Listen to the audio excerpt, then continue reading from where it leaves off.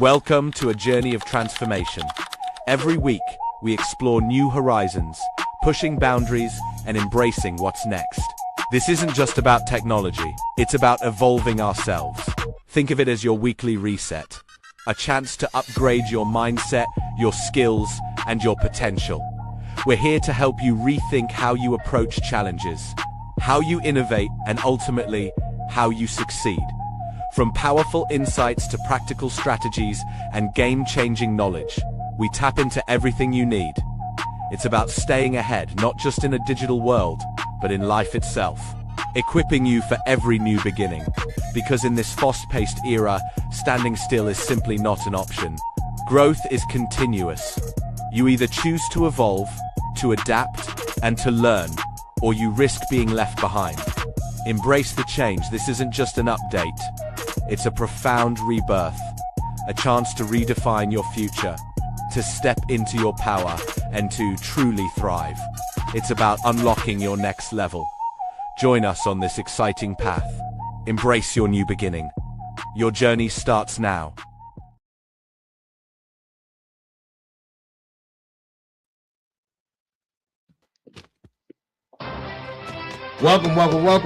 Welcome to the Final Boss Podcast, Tech Tuesdays. I'm here. I got the Sensei in the building.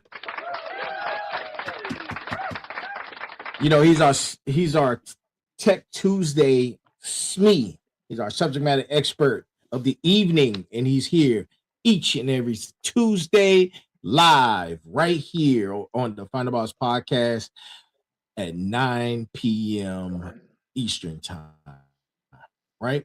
Look, we got a great show for you guys, man. This is episode number 265. We are 45 episodes away from episode 300, which we will bring in season 5, The Harvest. The harvest is on the way, man. The harvest is on the way. And, you know, I got a few admin notes before we get into tonight's show. Look, first, if you don't, go get All Aboard the Fired Up Train. Go time, All Aboard the Fired Up Train. It's the first book. Second book is coming out next month, right?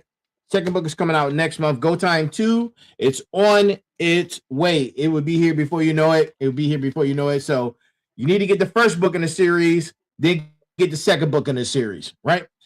Next admin note. If you haven't, go watch all our shows.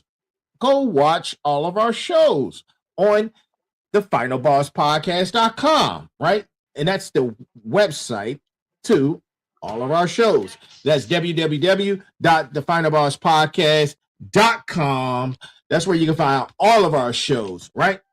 Then, if you want to get your emails in, your questions, concerns, shoot us an email at info@thefinalbosspodcast.com. That's info at thefinalbosspodcast.com. Get on in the town hall, shoot your concerns in, your questions, what have you. Get it out there, man. We're here for it, right? Look, as this platform is growing, certain elements of the platform are growing as well. YouTube has over 5,000 subscribers right now and over 300,000 downloads, man. We're moving, right? So we're moving in the right direction. It's about moving the needle, and we're definitely moving the needle. So YouTube came on late in the game, but now that it's here, it's here. So let's get into it. Sensei, how you feeling? Ready to roll. Let's get into it, man. That's what I needed to hear, right?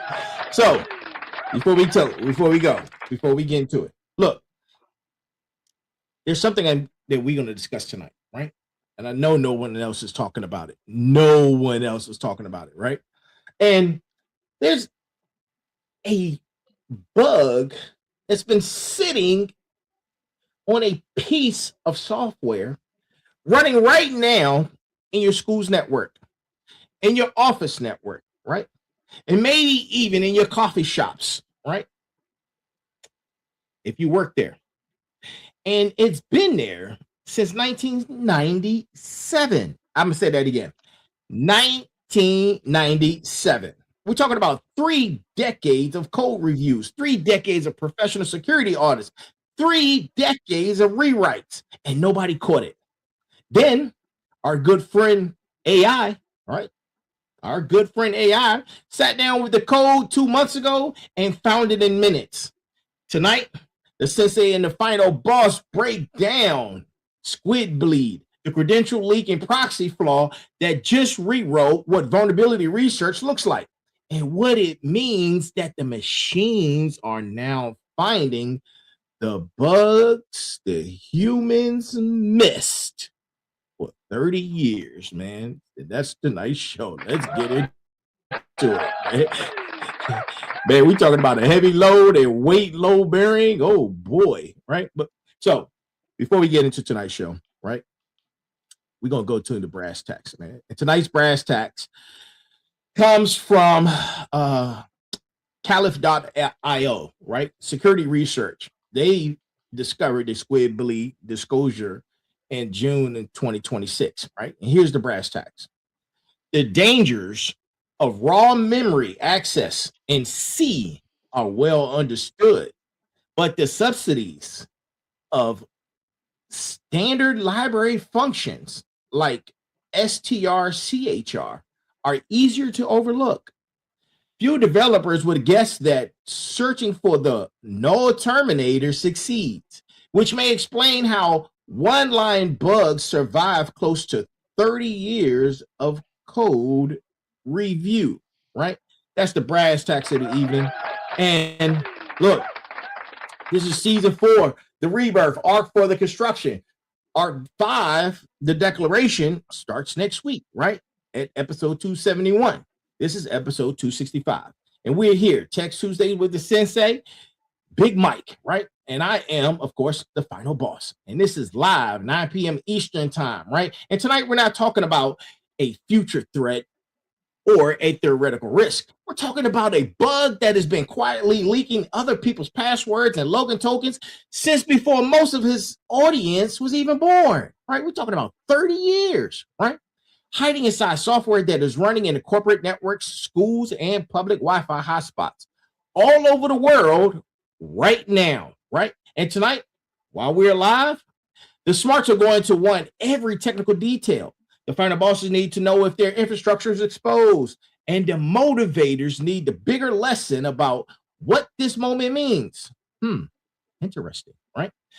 And the warriors need to understand what it says about the next era of cyber defense. The sensei has the code, the final boss has the verdict, and let's get right into it. Boom! Sensei, the floor. Whew. Well, we're going to do a little geeking tonight because we have to, because it is Tech Tuesday, right? So picture this. It's January 1997. I mean, the internet is young. And look, a lot of people who are listening to this podcast were not even alive yet. If they were, then they might have been in diapers, right? So a developer working on a piece of software called Squid Proxy. They write a small patch to handle a quirky old file server. Okay? The system is called NetWare. And the patch goes in. The code ships, and buried inside that patch, a mistake so subtle that it would take 29 years and AI to find it. Wow. 29 years. Say that again. So it lands a little bit harder. My God. 29 years. That's 3 full decades. And during that time, Squid Proxy became one of the most widely developed pieces of network infrastructure on the planet. It sits inside of corporate networks, school networks, in public Wi-Fi systems, and anywhere multiple people share one internet connection through a single gateway. Now, security researchers have audited this code base. Professional firms have reviewed it. And even open source contributors have rewritten parts of it, but nobody found the bug. Nobody human found this bug. Right, and that's the headline, right? Now, Right. we talk about things that are real that nobody else is talking about. We talk about things that are happening right now that nobody else is talking about. And you can go out and search and find out who talks about this subject that we talk about. Look, we study the machine. We don't argue its decorations. We are all about bringing the current relevant information that's out there right now that matters. And in June 2026, this is current, okay, this month, a security research firm called Cal.io, they sent an AI model, Anthropic's Claude, Mythos preview. Okay, that's the one we've been talking about, Mythos. That's the big, the danger one we keep talking about. It's very powerful. Right. They sent it to go spelunking through Squid's FTP parsing code. Just exploring, just look for weaknesses, nothing serious. And it surfaced a heap memory bug that has been quietly leaking other users' login credentials and session tokens and API keys the entire time. Wow. Wow. Man, that's a hell of an introduction. Look, ladies and gentlemen, this is episode 265, right? Now, tonight, we're calling this one Squidbleed. And by the end of this segment, you're going to understand exactly why a bug that survived 30 years of human review did not survive 30 minutes with the right AI pointed at the right code. Stay in your seats, grab your pens and paper. This is a night to take notes. This one is a turning point episode as we conclude the construction, right? The construction arc. Boom. A real one. A real one, right? Let's go. So, before we go anywhere else, I'm going to speak on who's locked in, right?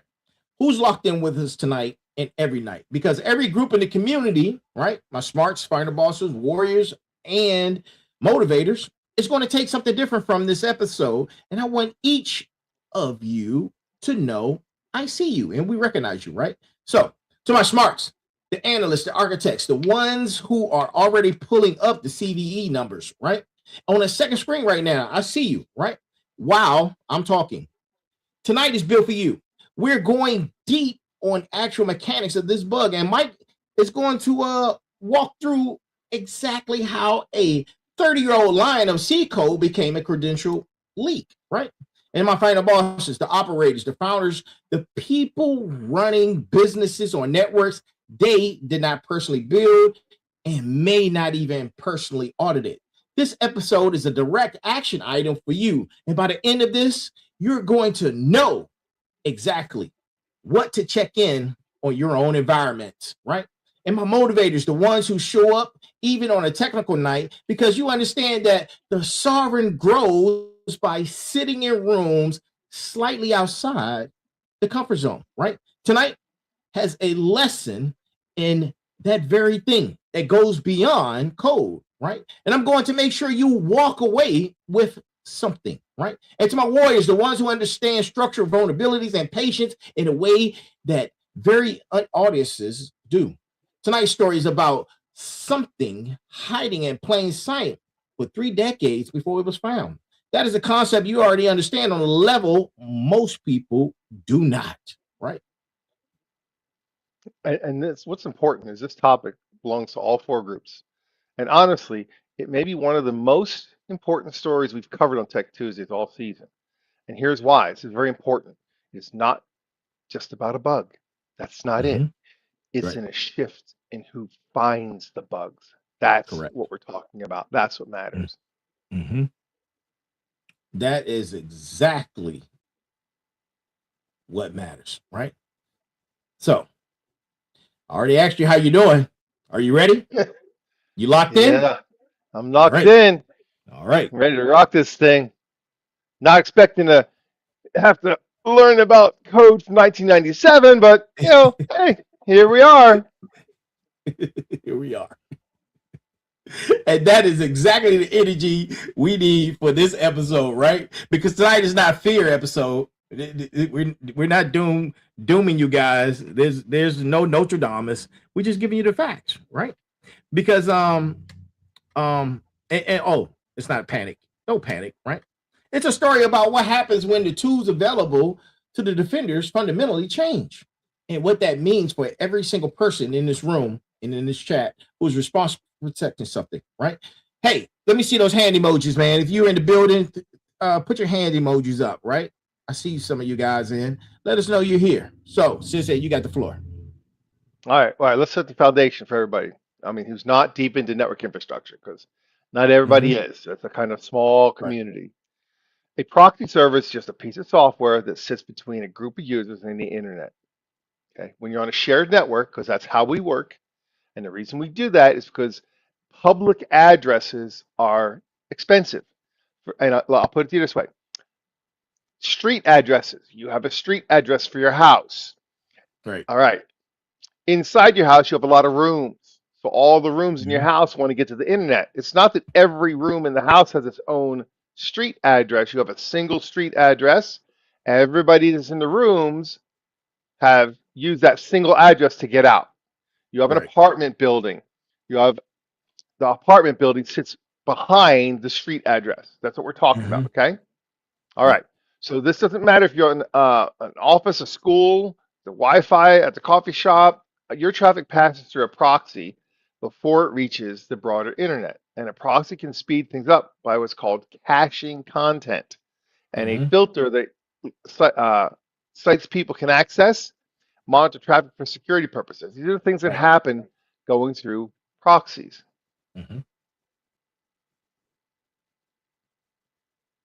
So, I mean, it's just what happens. This is how we allow traffic to flow in today's world. It's a very busy place. Very, very busy place. Yep. So basically, it's a checkpoint that traffic passes through. Right. And Squid is one of the most widely developed proxy servers in the world. It's free, it's open source, and it's been around since the 1990s. Okay. Corporate IT departments use it, schools use it, and public Wi-Fi providers use it. Most people using a network protected by Squid have no idea it's even there.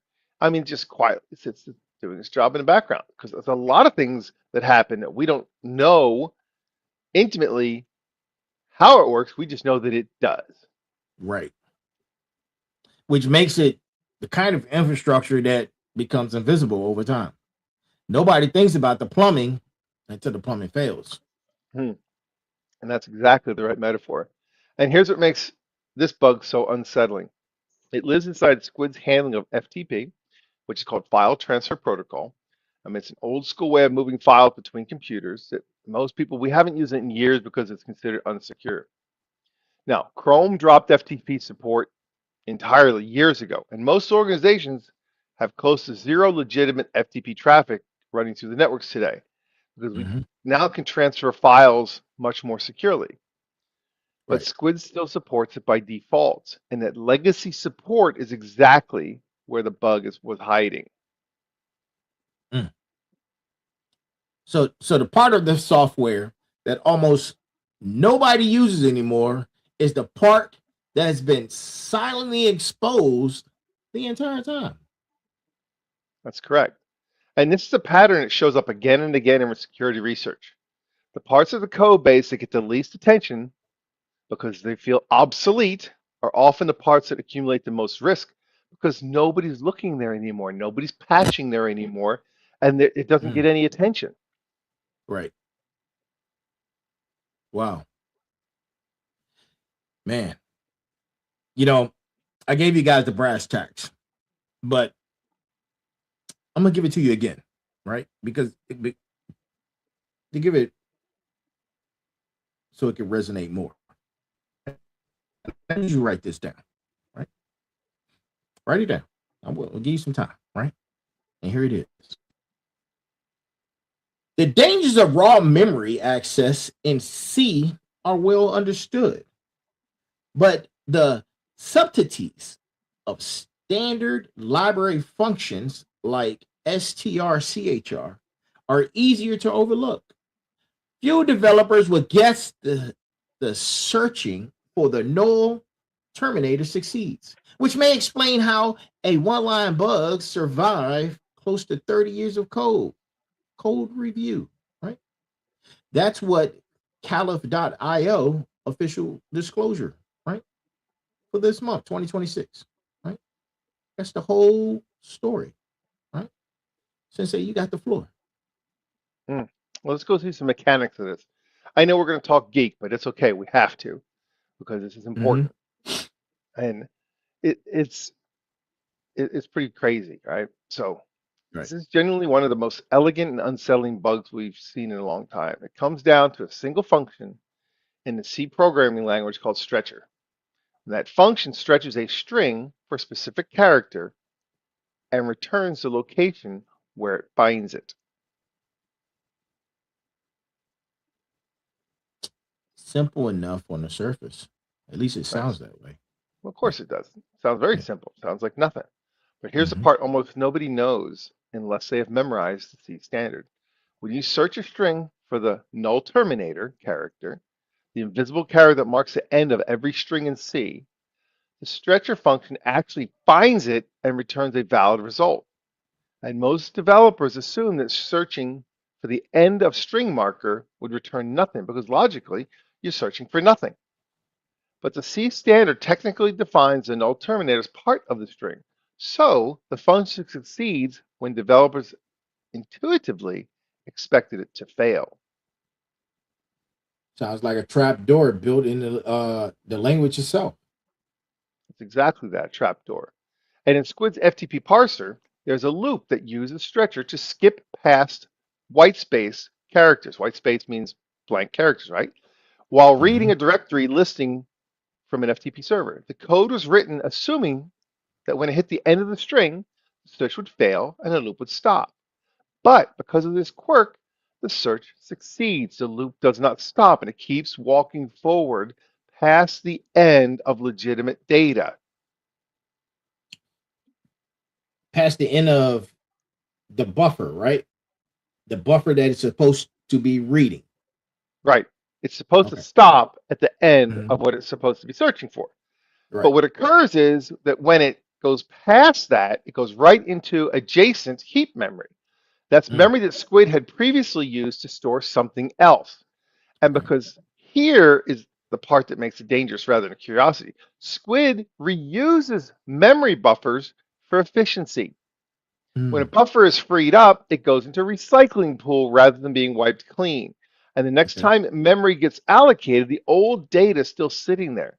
So when this loop walks past the end of the intended buffer, what it finds on the other side might be a completely different user's HTTP request, their authorization headers, their session Right. cookies, their API keys.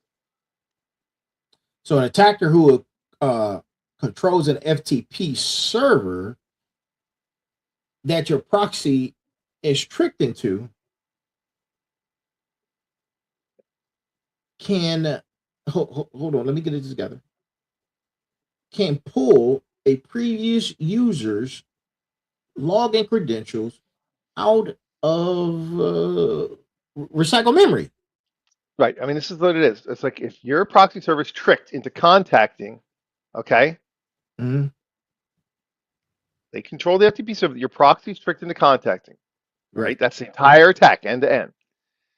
There's nothing exotic about it. Super simple. The attacker just needs to Mm. be a user on the same shared proxy, which describes anybody on a corporate network, a school, Right. public Wi-Fi. They need to control or direct traffic to an FTP server. Mm. Now, both of these things are entirely within reach for a low sophistication attacker. It's so simple. Wow. It sounds like it. That bug is low effort. Right? Hiding for that long with that kind of payoff, man, that is exactly why this one earned the heartbleed comparison. Mm. Mm, man. And you know what? Here's the question that I want to present to the whole community, right? And this one is going to be asking of all four groups tonight. I need you guys to hear me, right? If this bug is real, and clearly it is, right? Why did it take an artificial intelligence model to find it instead of a human security researcher? And this is why this story is so important. And look, we talked a little geek and we're talking some technical stuff that most people go, what the hell is that? Mm-hmm. And what does that matter? But Right. we had to lay the framework so you understand the part of the story that matters the most. Correct. Now, according to Caliph.io's own write-up, The reason why the bug survived 3 decades of human review, because it requires connecting 3 completely separate facts that no single piece of code states outright. First, a 1997 compatibility patch written to support an old NetWare file server format. NetWare. Mm-hmm. Nobody uses NetWare anymore. Okay. Right. But did the code go away? No. Second, the C programming language specific counterintuitive definition of what a stretcher function does with a null terminator. Completely separate piece of information. One doesn't relate to the other at all. And third, the Okay. internal memory reuse behavior of Squid's custom memory allocator. And here's the funny part. It's not documented anywhere near the parsing code that actually depends on it. So you're talking about three things. Man, we're talking about 3 separate facts, and none of which look dangerous in isolation. And that's exactly right. Any one of these 3 facts on its own looks completely unremarkable. No big deal. A human reviewer scanning that code is going to see a normal looking white space skipping loop. They're not going to independently recall the exact behavior of stretcher with a null character while also remembering the internal allocated behavior from a completely different file, while also recognize the significance of a compatibility shim for a defunct 1990s operating system. I mean, that conjunction of 3 disconnected facts is exactly what falls through the cracks during a normal review. But an AI model can hold up all 3 pieces of context simultaneously. And that's the capability shift. This is why we talk about this stuff, because we humans can only pay attention to so many things at one time. Correct. But the Claude Mythos preview, the model used in this discovery, was trained on the entire C standard reference. So the null terminated quirk in stretcher is not some obscure trivia that has to look up. It's just simply a fact that already knows cold. When the researchers pointed the model at Squid's FTP parsing logic and asked it to investigate the file state and that machine more thoroughly, it connected that known fact to the code pattern almost immediately. And you know what? This is not only this isn't the only time that this happened recently. No, it is not. And look, this is the beginning. This is not even the end. And Calif.io disclosed a different vulnerability, a denial of service technique. Now, denial of service is this. If I attack you, then that's denial of service. Okay? Right. Meaning if I'm yelling at you, I can't hear you. White noise, right? If you've ever been tased with a taser, it's called white noise, right? You tell your hand move, but it doesn't move because there's no way for the signal to go past all that noise. That's all a taser does. Right. So that's a denial of service. And it's a big deal in today's world. Denial of service is huge. So there's a technique called HTTP2 bomb that just 2 weeks before this one, working with a completely different AI model, the AI-assisted bug discovery in decades-old, heavily audited open source infrastructure is becoming a pattern, not a one-off headline. Wow. So the question for every operator in the room in the chat is not whether AI is going to change vulnerability or change vulnerability research, I should say. It already has, right? The question is whether you, knife hand, right, are on the side benefiting from the shift or exposed because of it, right? Look, our episodes and our show wouldn't be our show, man, without a cost confession, right? And tonight's cost confession, right? We're going to name it.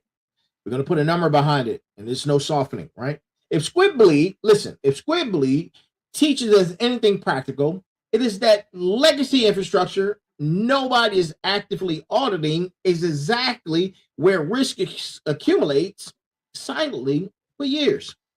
So let me tell you what it actually costs to get ahead of that small to mid-size operators, right? Let's talk about it. Let's do it. All right. So A focused infrastructure security audit covering your network proxy, firewall configuration, and exposed legacy protocols typically runs $5,000 to $18,000 for a small to mid-sized business, right? Depending on the complexity of your environment and how much documentation already exists. Now, if nothing is documented, keyword, right? Which is the case for most growing businesses, expect to be on the higher end of that range because the audit team has to map your environment, right? And they have to do it from scratch before they can even begin assessing the risk. Now, we've talked about this in previous episodes. The number one issue we have is you have to know what you have before you can determine what your risk is. And so that mapping step is one of the most businesses, they will skip that entirely. They just put equipment in place and think that it's good to go. Right. Because they don't know they need it until something like Squidbleed makes headlines and they realize that they have no idea what proxy software even is running on their network, right? We talking about ongoing vulnerability monitoring and patch management. The service that would have caught a CVE like this the moment it was disclosed and flagged whether your specific environment was exposed. And that runs between $2,000 and $8,000 per year for a small operation, scaling up from there for more complex infrastructures, right? And that's the real number for protection, but that's only one piece of protection. Right. That's not all your protection. That's just one piece of a complex one pie. Piece of it. Exactly. And here's what it buys you. It buys you the ability to know. And within hours of a disclosure like Squidbleed, whether your business is exposed instead of finding out from a customer or a regulator months later, it buys you a documented record of due diligence if a breach ever does happen and you need to demonstrate you were taking reasonable security measures. And it buys you the simple, unglamorous discipline of knowing, right, what is actually running on your own network, right? See, we named it, right? I'm the final boss, and I'm the founder of SAT DigiNet, a service-disabled veteran-owned company. And we tell operators the real cost, because the real cost is what protects what you built, right? I mean, that's the cost confession, okay? It is the unsexy truth behind every flashy CVE. CVE means common vulnerability exposure. Right. Headline. The fix is rarely expensive.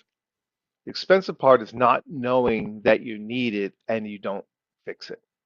Exactly. Let me get specific. Let me get specific about who needs to be paying attention. Okay. I mean, to this tonight, because exposure is not universal, and the nuance actually does matter. Okay. Walk us through it. All right. First, the good news. Most modern web traffic browsers, they run over HTTPS, which stands for hypertext your protocol, but it's secure. HTTP is your web. HTTPS is secure, the lock on your web page when you browse. Right. Okay. All right. Which Squid relays as an encrypted tunnel. It can't see inside. So that's good. That means the bulk of your normal browsing traffic is not exposed by this particular flaw. If your organization is purely using Squid to proxy standard encrypted web traffic and nothing else, your exposure is pretty low. Now the part that should get everyone's attention because it's coming. All right, so the exposure is real for clear text HTTP traffic. Remember, S on the end means secure. So HTTP is not secure. Right. Which still exists more than people would assume. For any setup where Squid is configured to terminate and inspect TLS traffic, which is your certificate traffic, which many corporate security tools do intentionally for monitoring purposes. If your organization runs Squid with TLS inspection enabled, which is common in environments that want visibility into encrypted traffic for security and compliance reasons. you are sitting in the highest exposure category. And the attack requires the proxy to be able to reach an attacker controlled by FTP server. Right. And that requirement sounds limiting until you realize FTP is enabled by default in Squid, and port 21, which is the FTP port, is included in Squid's default list of allowed outbound ports. Right. And most organizations never reviewed that default. They installed Squid years ago. It worked. Nobody opened a configuration file again. This is genuinely the most common posture we see across corporate and educational environments. Wow. So the honest answers here is, am I exposed? Is probably correct. And someone specifically went in and disabled FTP or verified a patch. And so back in the day, it was all services are turned on. You had to turn them off if you didn't want to use them. I remember that. Yep, that was the Microsoft way. The Linux way was everything's turned off and you must turn it on for it to be enabled. Right. So Microsoft has moved more towards the Linux style, which is turn everything off by default and turn things on that you need. Okay. So there's a practical move available to literally everybody tonight, free in under 5 minutes. If your organization is not actively using FTP through your proxy, and almost nobody is anymore, you can disable FTP support entirely in your Squid configuration. Right. That single change removes the entire attack service, whether you have patched it yet. A zero cost fix for a problem that survived 30 years. So look, sometimes the best solution is just turn things off.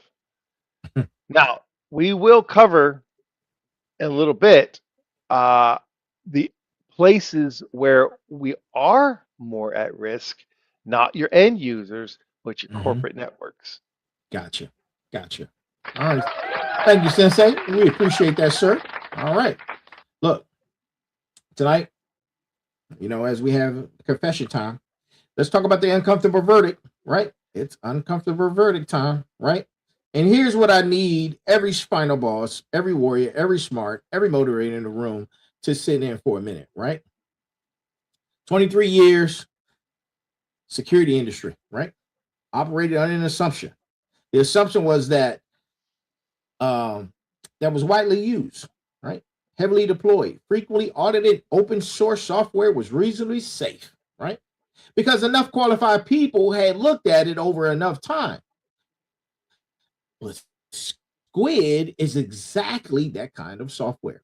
Professional firms reviewed it. Open source contributors maintained it. Security researchers studied it. And the assumption held, right? Right up until the AI model looked at the same code with a different kind of attention and found what every human review had missed. That's crazy. It's genuinely, it's uncomfortable because it means this has been reviewed before. Yeah. And that's no longer good enough. That's no longer a sufficient signal of safety. It's already been reviewed. We've already looked at it. No, you can't just look at it and say, oh, that's good enough. Everything has to be looked at all over again, everything. And that's insane how much that is. Absolutely. And I was just thinking the same thing. I was like, man, we need to look at every file and go back 30 plus years and see exactly what's hiding in people's infrastructures. And that's part of the uncomfortable verdict. The amount of legacy code currently running in production systems around the world that has never been looked at by AI model, right? Especially with this kind of capability, is enormous. Squid is not unique. It is simply the one that the model with this kind of capability got found first. If 29-year-old bug was sitting in one of the most widely deployed proxy servers on the planet, the honest question every operator in this room needs to ask is, what else?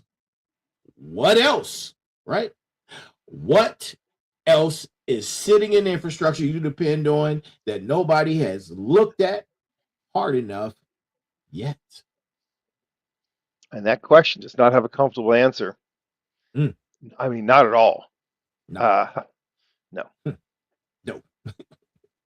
And that's not a reason to panic. It is a reason to take the audit seriously instead of treating it as a checkbox. The sovereign does not wait for the headline. The sovereign assumes the unreviewed parts of their infrastructure deserves attention before someone or something finds the gap for them. I mean, it's exactly the mindset shift. We need to change your mindset. And that's what the story should produce. It's not fear. We're not fear mongers here. It's discipline. That's what it takes. And discipline's the whole brand. So let's keep building. So, look, I want to widen the lens for a moment, okay? Because this Squidbleed thing, it's not an isolated event, okay? It's just it's a pattern. And it started accelerating the past few months. So when OpenAI released an upgraded version of its own security-focused model to trusted defenders, specifically for finding and patching vulnerabilities in large code bases. So that's what's happened, okay? The new models are out. They say, let's go find bad things and fix them. Yeah. And this model is designed to sustain deep analysis across massive amounts of code, identify the issues, validate them in controlled environments, and then often draft the patches. Right. So the same capability that found Squidbleed is being deliberately built out and handed to defenders at scale. I mean, that's the optimistic read. And it's a real one. Don't get me wrong. It's real. I mean, for years, cybersecurity conversation assumed attackers would get the AI advantage first, using automated tools to find weaknesses faster than defenders could patch them. That's what we've been afraid of for years.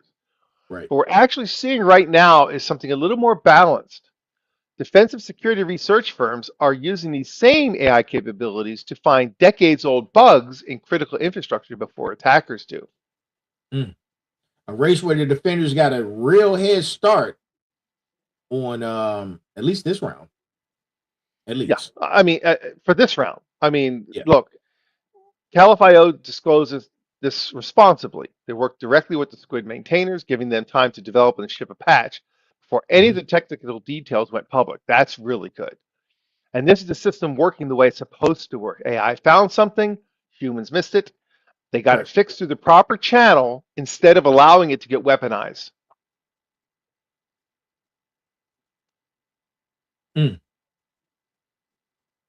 Which means the only thing that stays true is if the defensive side keeps moving as fast as the capability itself is advancing. Exactly. Look, the capability is neutral. Doesn't matter who has it. It's neutral. It can be pointed at finding bugs to fix them or finding bugs to exploit them. Right. The Squidbleed story is a good version of this pattern. It's a good story. Right. The version every operator in this room should hope continues to be the dominant story. And that depends on your organizations adopting these defensive tools as fast as the bad actors adapt and adopt the offensive equivalent. So that means the businesses that move early on integrating AI-assisted security review into their own practices are going to be the ones finding their own Squidbleeds before someone else does. I mean, that's a strategic takeaway beneath the technical story. Now, I'm gonna branch here really quick because I want you to think, well, we heard about this, and how does this matter to me? I'm just a regular user. Okay, fine. So in your environment, if you're a personal PC and your laptop, your risk is low to moderate. It doesn't matter. If you're a small business server with only trusted admins and only trusted apps, your risk is moderate. Here's where it gets really interesting, because everybody wants to put their stuff virtualized and in the cloud. Now watch this. If you're a Hyper-V or VMware host with different customers and users, which happens all the time if you're having Amazon host your server and you put your server in the cloud, you let Microsoft host your stuff, all your servers and all your infrastructure is going in the cloud, guess what? Your risk is high.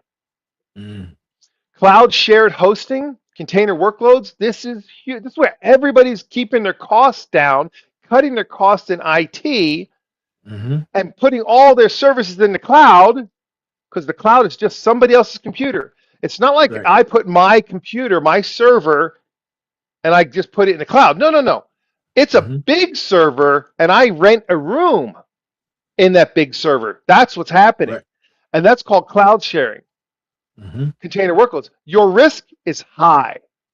Expose internet services with another local compromise already present. So if there's already a compromise in something else, it's high as a second stage attack. So you see what's happening here. It's not just the Squidbleed. We talk about how tiny that one little thing is. It's what are the risks when you take that tiny thing and now let's expand that out and see what it really matters. Right. And that's where it really hits. Because everybody's saying, go to the cloud. We want to go in the cloud to save money. Well, when you save money, what do? You inherently get higher risk. Higher risk. Yep. And that's a strategic takeaway underneath this technical story. That's it. And you know, I want to speak directly to my warriors. Thank you, Sensei. Appreciate it. Thank you for that. I want to speak directly to the warriors because there's something in the story that resonates differently if you've spent time in structured, disciplined environments where small details carry massive consequences, right? A bug survived 29 years, did not survive because it was clever in a flashy way. It survived because it was small, quiet, and embedded in a part of a system that nobody was actively watching anymore.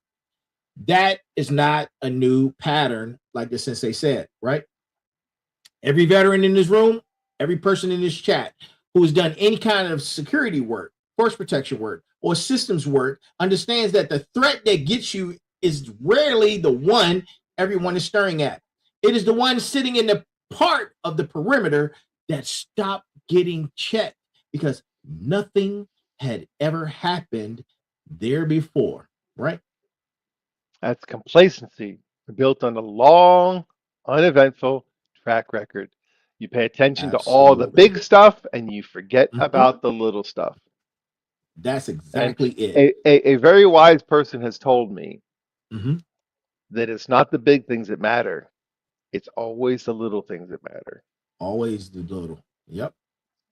The devil's in the details, right? 29 years, man. 29 years. Think of that, right? Some of you, not even 29 years old, that are in the chat right now, right? And without incident, it is not evidence of safety. It is evidence that nobody looked hard enough for long enough. It's in the right place. And I want every warrior in the room to recognize that pattern because it shows up constantly in physical security, in information security, in personal discipline. The complacency that builds up around something that has always been fine is precisely where the next failure is quietly assembling itself, right?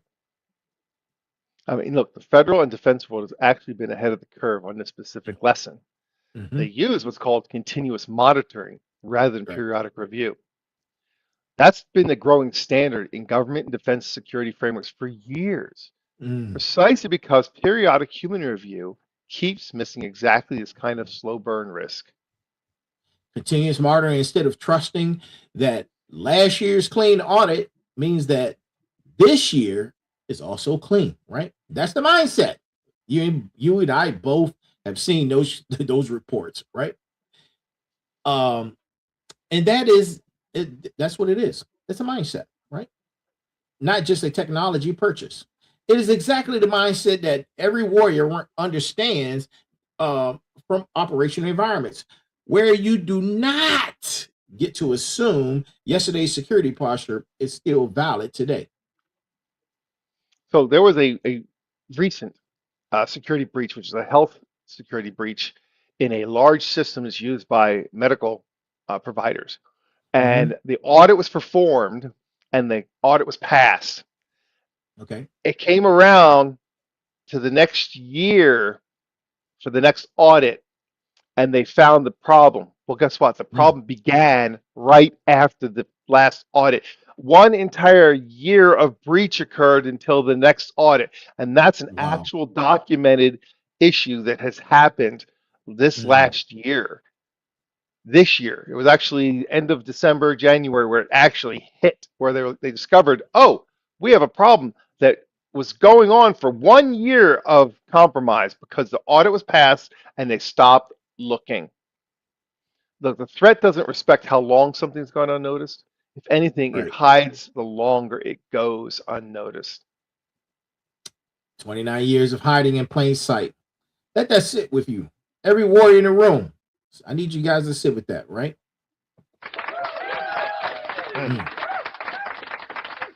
And let me give the final boss in the smarts in the room practical checklist. There's 5 concrete steps straight from the actual remediation guidance security. The research is published with this disclosure.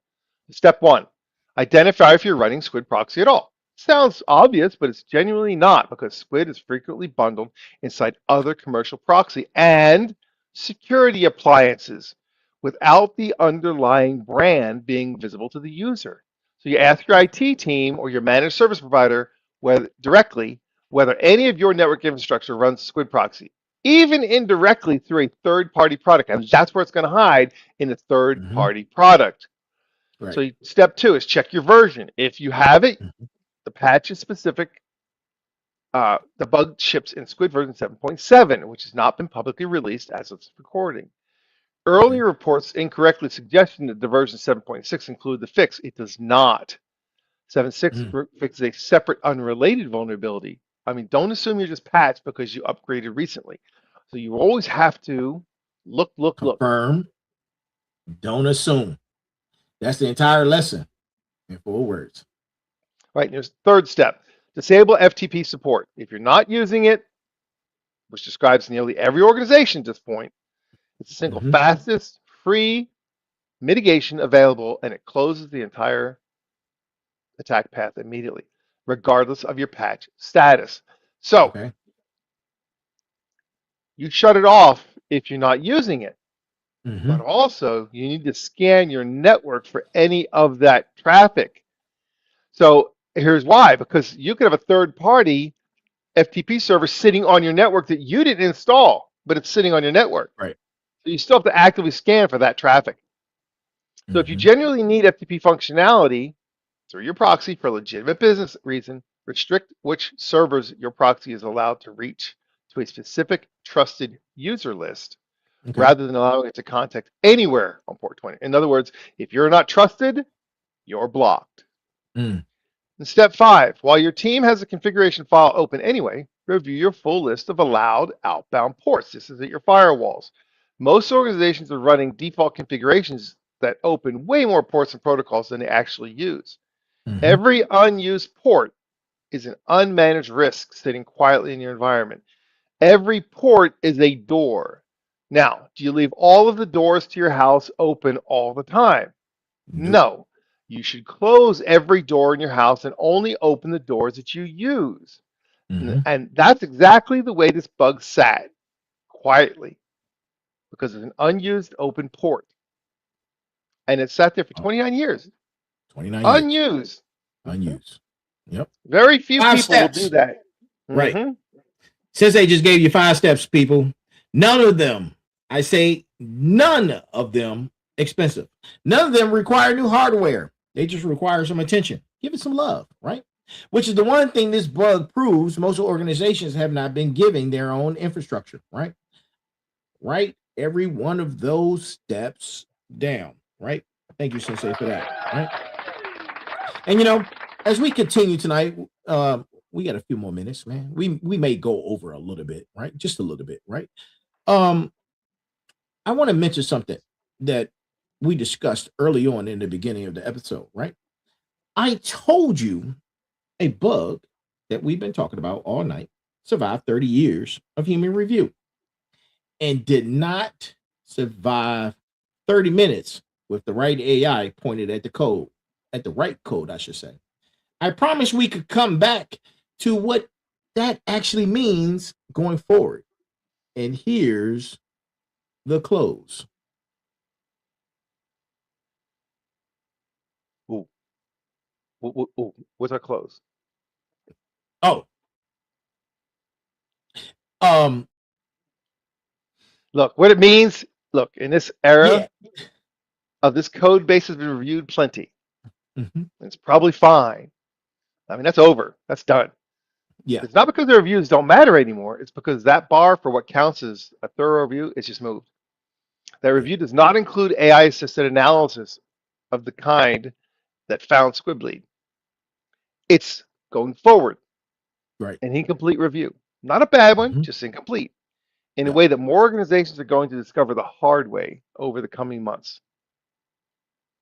And here's the part that should reframe how every operator in this room thinks about their own infrastructure going forward, right? Because this story isn't really about Squid Proxy. Squid just happens to be the first major widely deployed piece of software where this exact capability got pointed and found something real. There's a pattern. AI assisted research surfacing for decades, and they're finding old logic bugs and heavily used, right? Heavily trusted infrastructure, and it's going to be on repeat. They're going to keep finding it, right? Caliph.io has already done it twice in 1 month with 2 different AI models on 2 completely different pieces of infrastructure. And this is the early innings. This is the beginning. Don't expect this to be just, oh, hit it, we got it, we're good. No, this is the beginning. Right. This is what is the future. This is what's coming. Right. Which means operators who treat this as a one-time news cycle and move on are going to be repeatedly surprised over the next year as more of these disclosures land.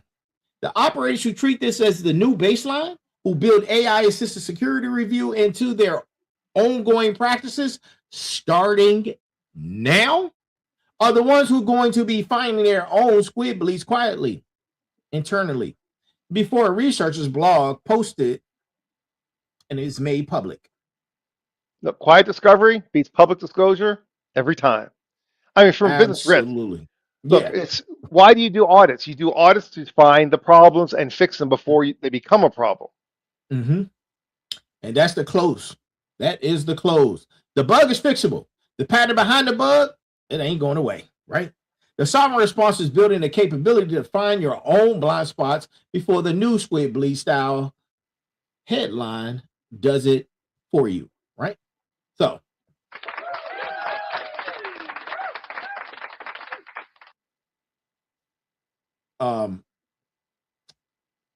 Sensei, you want to talk about the disclosure before we go? Because what time is it? Yeah, we can. All right, we want to talk about our disclosure. Yeah. I mean, we're talking about where we're going to. It's simple. It's generally well written. Yeah.